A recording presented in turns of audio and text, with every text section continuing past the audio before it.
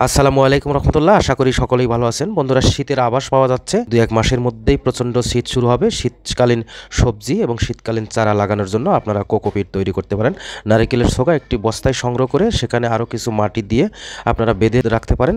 শীত আসার শুরুতেই সেই কোকোপিটটা রেডি হবে। তখন সেই কোকোপিটে বিভিন্ন চারা গাছ অথবা শীতকালীন বিভিন্ন সবজি লাগাতে পারেন, কারণ শীতের সময় পানি শূন্যতা থাকে টবের মাটিতে, তাই কোকোপিট ব্যবহার করা উচিত, যার কারণে পানি ধরে রাখবে এই কোকোপিট।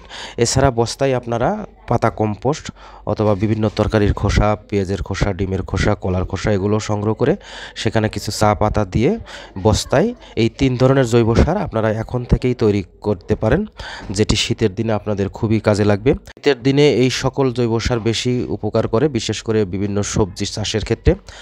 আপনারা জানেন শীতকালীন সবজি চাষ অবশ্যই ছাদ বাগানে করা উচিত এবং শীতকালীন টাটকা টাটকা সবজি আপনারা সংগ্রহ করে খেতে পারবেন। এছাড়া শাক চাষ করতে পারেন। তাই দেখছেন ৩টি বস্তায় আমি ৩ রকম সার প্রস্তুত করা শুরু করেছি। একটিতে রয়েছে চা পাতা, কলার খোসা, ডিমের খোসা, বিভিন্ন সবজির খোসা পচানো।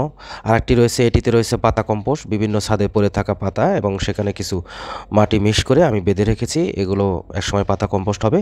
আর কোকোপিট অর্থাৎ নারকেলের খোসার সঙ্গে কিছু মাটি দিয়ে আমি কোকোপিট তৈরি করবো আরেকটি বস্তায়।